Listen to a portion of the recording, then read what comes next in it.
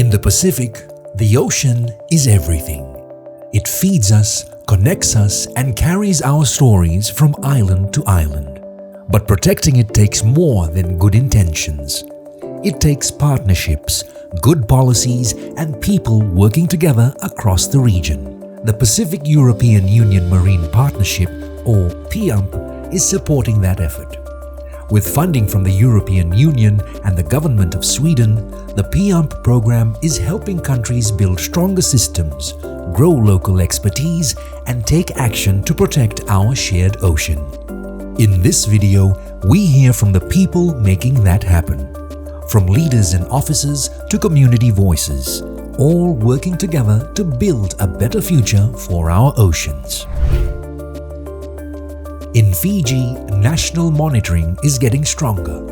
Illegal fishing is being tracked and tackled, and young professionals are gaining the skills to lead. Technical skills or knowledge in fisheries are diverse and can vary significantly depending on the specific role. The new technical skills and knowledge I gained from the program during my attachment were in fisheries management and research, also including fisheries science. This included the basics of stock assessment, techniques, data collection, statistical analysis, and modeling. I also learned about fisheries ecosystem monitoring, specifically in areas of electronic monitoring, reporting, and the Fisheries Observer Program. Furthermore, I gained skills in data management and programming, including the usage of programming languages like R. I also acquired knowledge in ecosystem-based fisheries management, particularly in ecosystem modeling and general cross-cutting skills related to climate change and fisheries. Additionally, I gained technical skills and knowledge for data entry tools, databases, biological sampling, research, training, and project management. I contributed to stakeholder engagement and communications by delivering training to SPC member countries. I also provided support for the procurement of a consultant to investigate the opportunities of using AI in electronic monitoring. And I also conducted national level analysis on electronic reporting and the impacts of El Nino Southern Oscillation and climate change on fisheries. Yes, I have applied a couple of technical skills gained from my attachment with SPC to my area of work. For instance, I use fisheries monitoring skills to carry out transshipment checks at sea with the Observer Program, and with the Enforcement and Surveillance section, I also use the database Toughmen2 to obtain catch summaries. I train a few officers regarding the technical aspects or verification to carry out catch documentation system. In addition, I carry out biological sampling activities either at the processing facilities or at port, contributing to efforts on the port sampling program here in Fiji. My work attachment at SPC has benefited the Offshore Fisheries Management Division of the Ministry of Fisheries Fiji in a couple of ways. One, other staff gain experience or personal development through capacity sharing. Secondly, work targets of the department were achieved with enhancement in the work processes. And finally, collaboration with other stakeholders promoted sustainable and innovative practices in fisheries development. In the Solomon Islands, PEUMP support is powering local conservation, market access, and regional policy coordination. A community conservation leader explains how a small grant helps spark change in one coastal community. From the FFA team, we learn how the region is standing up to illegal fishing using better tools and data. Okay, right. The PEUMP program helped association in terms of carrying out CBFM awareness and sharing out of the CBRM toolkit to the communities, and also presenting CBFM awareness, and also help the community in terms of giving out information about flood management and how communities should support flood programs in Malaita in terms of collecting data. And these data are very important for the province in terms of maintenance and continuous support for the sustainability of flood program, and also CBRM as a backup to manage the reef when people go out to fishing at the floods. So that's what PEUMP program support in terms of funding these activities and help go down to the communities. Right, with the program, there are a lot of changes that has been happened in the communities that we have worked with, especially with best fishing practices, and also importance of floods, and also data collection. So that is the big changes that people are aware of, the overfishing, and how to the best practices that they should do to look after their marine resources so that they recover, and as well as the importance of flood fishing and data collection. And they also realize their responsibility to collect the data to give back to the province, so that information is managed and the province can and other NGOs can support the flood program as well as the CBRM program. With the program, people now aware of the best fishing practices and the importance of looking after their resources, and also the importance of collecting data and forming up an association responsible to collect the data and give to the provincial fisheries office. So that is some of the changes with the programs in the community. Through the PEUMP program, FFA is delivering an integrated approach to combating IUU fishing in the Pacific by working with member countries to help strengthen national legislation, ensuring that institutional capacity is built, and also roll out modern technology for enhanced monitoring, control, and surveillance. These efforts complement the work that FFA implements under KRA2 by ensuring that those member countries who are exporting tuna products to overseas markets are able to meet international requirements and standards. By connecting fisheries compliance, fisheries governance, and trade requirements, we're ensuring that the region is better positioned to sustainably manage their tuna resources and uphold maritime sovereignty. Legal reforms and policy updates ensure that national laws are aligned with regional and international agreements, arrangements, and standards. While targeted technical MCS training helped to strengthen national expertise to monitor, enforce, and act on IUU violations. At the same time, investments in technologies such as electronic reporting, monitoring systems, and tools provide real-time data to support compliance and lay the foundations for traceability. These actions not only safeguard fish stocks, but also protect livelihoods, reinforce food security, and help countries make their obligations under regional and global agreements. Ultimately, this means that national administrations and communities are better equipped to protect what is rightfully theirs, their ocean, their resources, and their future. From the Ministry of Fisheries, we hear what the new Operations Center means for ocean protection. We also meet a fisheries officer whose PEUMP-supported training helped grow skills, confidence, and contributions. The Regional Fisheries Surveillance Center is a significant component of the work that FFA carries out, and this in turn represents a major step forward for Pacific-led ocean protection and surveillance. The Regional Fisheries Surveillance Center represents a significant component of the work that FFA does to enhance monitoring, control, and surveillance in the Pacific region. It serves as a hub for coordinated surveillance, intelligence sharing, and enforcement, allowing countries to respond faster and more effectively to IUU threats. PEUMP recently supported the establishment of Fiji's Fisheries Operations Center, which helps to enhance the work that Fiji does to ensure that illegal fishing is addressed. So the impact goes far beyond the center itself.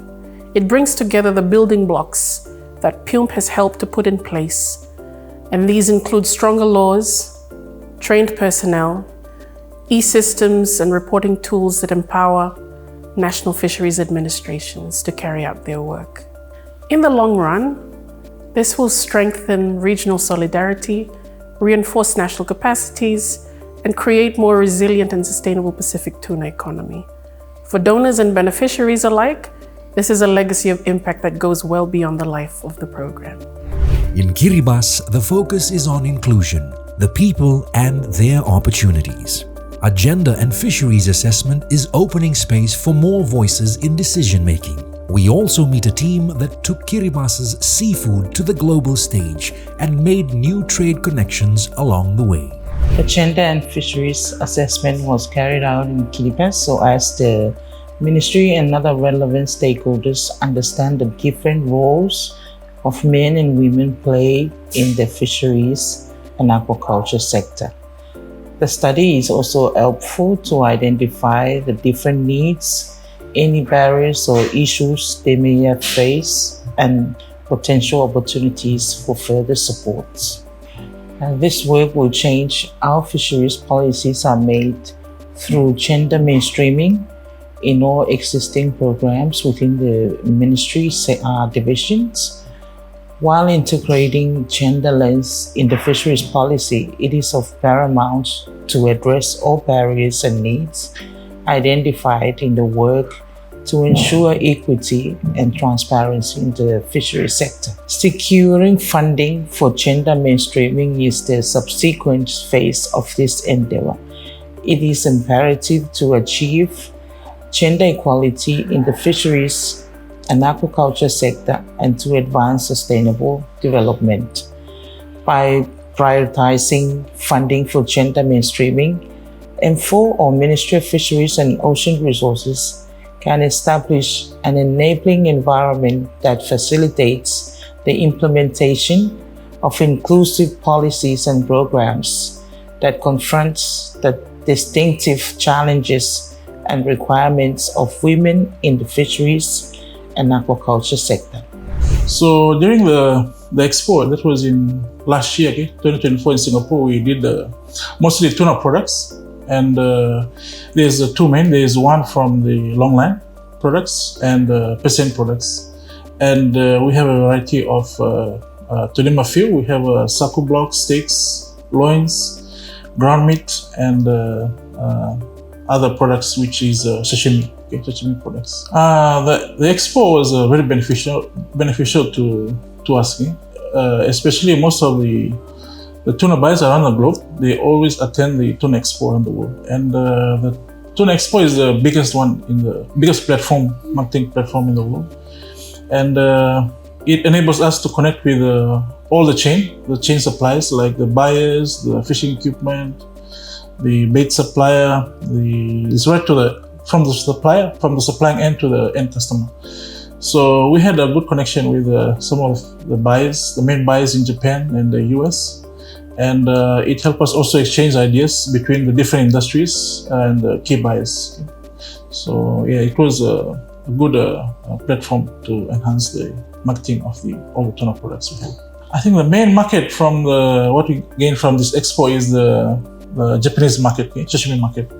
So there was a few that has a few potential, but one that turned out very positive is the Japanese longline sashimi products, and that is loin and the blocks. So we had two main customers that we got from this expo, and we are very thankful for the donors who sponsored us, and this gave a big impact to the industry and to Kiribati as a whole. In Tuvalu, ocean management starts at the village level and is now shaping national policy. With support from PEUMP, community-based fisheries management is guiding local rules backed by education and traditional knowledge. In my perspective, I believe that it means supporting communities to do what they are best at doing in terms of sustaining their resources and providing avenues for more innovative approaches to support communities to continue how they manage their resources. This is the kind of work that we've been facilitating over the years in terms of facilitating planning process and providing capacity building activities for communities to empower and elevate some of the measures that they have taken to maintain their resources at the community level. For instance, the development of fisheries management plans for each communities to support some of the island strategic plan. I think this is in line with some of the National Sustainable Development Plans of Tuvalu, and it's a mandate under our corporate fisheries plan to provide essential services to communities to carry on whatever measures or action that are required for them to address those needs at the community level. When we develop our management plans or strategy plans in the national levels, there's a lot of consultations made with communities, government representatives, or the Tuvalu fisheries staff of coastal fisheries staff and YOD, our operation and development staff. They travel to each island communities to carry out consultations with communities, different groups that are especially fishermen associations on each island, the women association, youth, and especially with the leaders of each islands.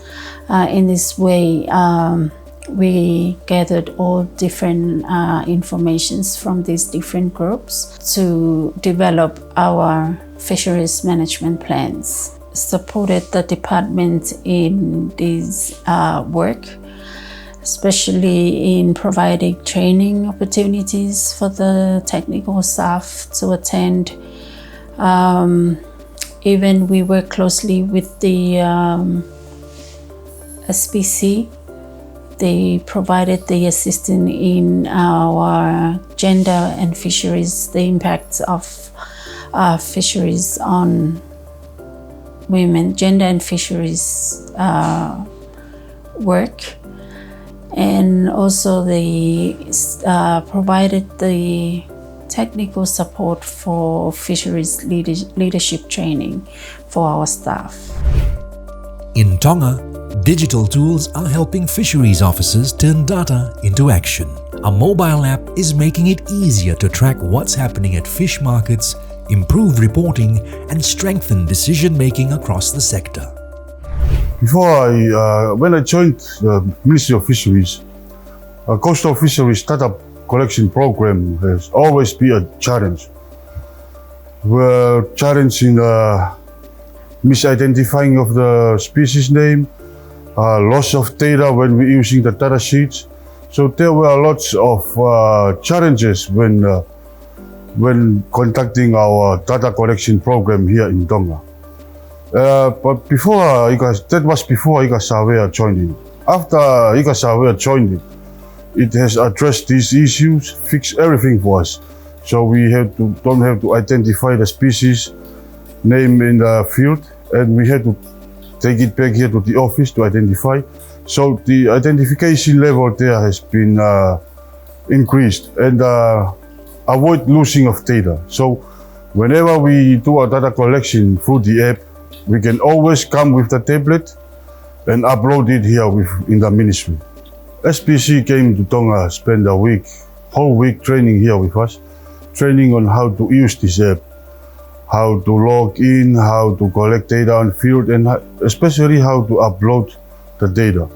So the training was very useful for the staff, for capacity building and enhancing our data collection program here in Tonga.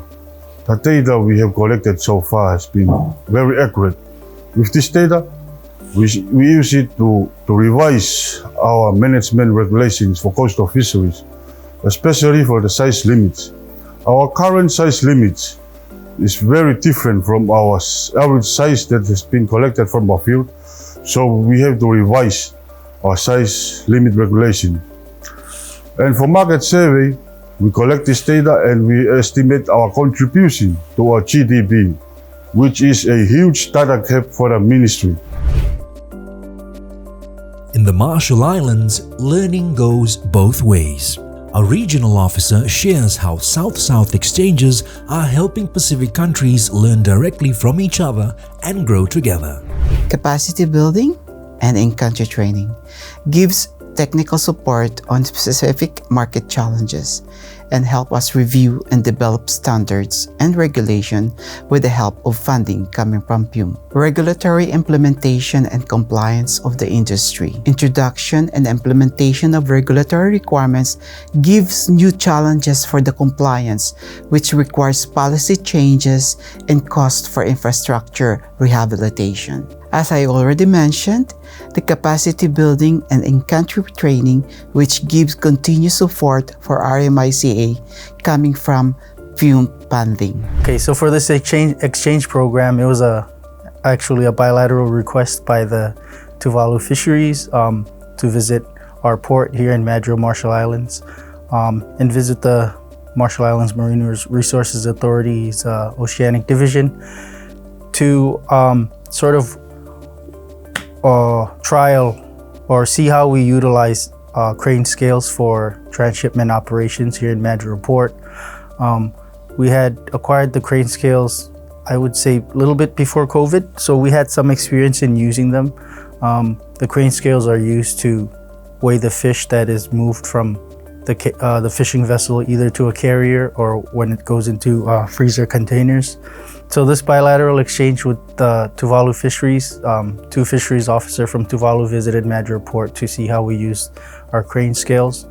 So the crane scales are used to weigh the fish that are transshipped or landed, and they had procured a few for themselves, so they wanted to see how we use them in our experience. The crane scales are quite durable, so we haven't had much issues with them. So we did sort of simulate some of the issues that we've had in the past with them, but for the most part, they're able to use them.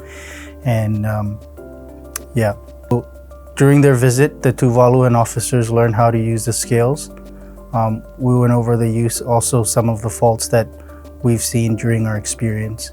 What we learned personally as well is they shared some of their port procedures and things that they do in their port that we could probably take up within our processes as well. So it's helpful for Pacific countries to learn from each other directly because for one, we share the same regional and sub-regional regulations, including port state measures. For two, we collaborate on other levels and other operations that are related. And I think culturally as well, it's quite easy for us to get working and get to know each other, and just the experience between knowing some of their personnel as well throughout other related experiences in the fisheries world. It's helpful for Pacific countries to learn from each other directly because we share the similar national and regional regulations, so we're collecting the same kind of data. And logistically for travel, because we're neighbors, it's quite easier for them to come and learn from us or from each other. Across the Pacific, we are seeing change. not from outside but from within. Through the PEUMP program, countries are building smarter systems, stronger communities, and a future where the ocean continues to provide for all. These stories are about real people creating real impact. This is Regional Resilience in Motion, led by Pacific people working together.